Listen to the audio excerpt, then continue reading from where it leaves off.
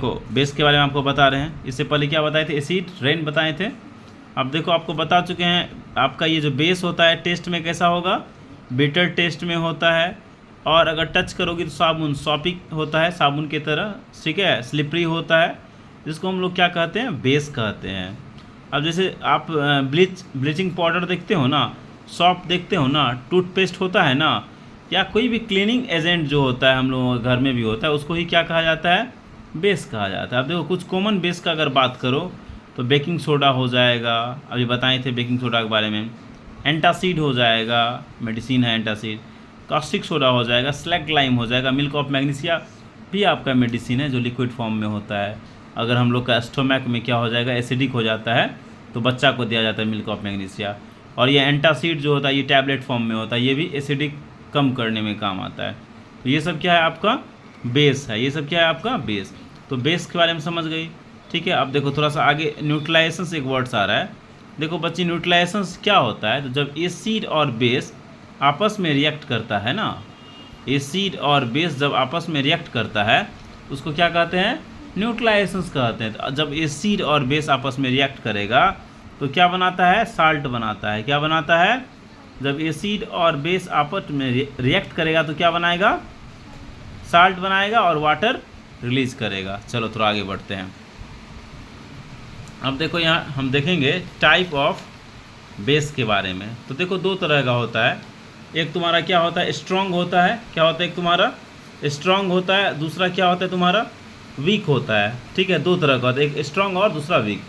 अब देखो strong base कैसे पता लगाओगी ये स्ट्रॉन्ग बेस है। तो स्ट्रॉन्ग बेस अगर बॉडी पे ही कहीं अप्लाई हो जाएगा तो उससे इरिटेशन होगा या फिर जल जाता है। जैसे आपका कास्टिक सोडा होता है, सोडियम हाइड्रोक्साइड होता है, ये सब आपका क्या है, या पोटासियम हाइड्रोक्साइड है, या कैल्शियम हाइड्रोक्साइड है, ये सब आपका क्या है, स्ट्रॉन्ग बेस होता है। बट वही वीक बेस में ऐसा आपको देखने के लिए नहीं मिलेगा। अब देखो प्रॉपर्टीज़ के बारे में बात करो बेस का, तो बेस का प्रॉपर्टीज़ क्या होगा, बिटर होता है टेस्ट में, टच करने में सॉपी की तरह होता है।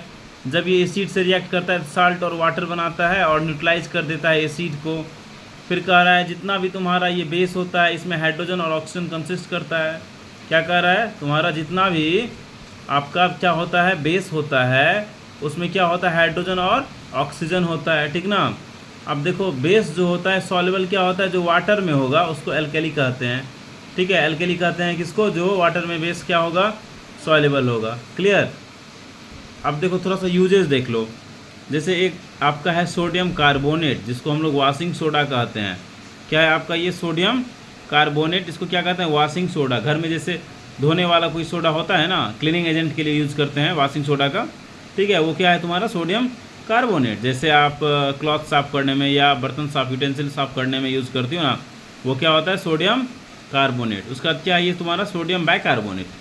इसको खाने वाला भी सोडा कहते हैं, ठीक है, क्या कहते हैं, बेकिंग सोडा, खाने वाला। क्योंकि इसी की मदद से हम लोग क्या बनाते हैं, जैसे केक हो गया, ब्रेड हो गया, ये सब बनाने का काम करते हैं। फायर एक्सटिंग्विशर जो ये देख रही है, इस फायर एक्सटिंग्विशर में भी क्या होता है तुम्हारा, ये सोडियम बाइकार्बोनेट का यूज होता है। अगर एंट स्टिंग चींटी काट लिया तो उसको भी इंजेक्ट करने के लिए हम लोग सोडियम बाइकार्बोनेट को यूज़ करते हैं। क्लियर।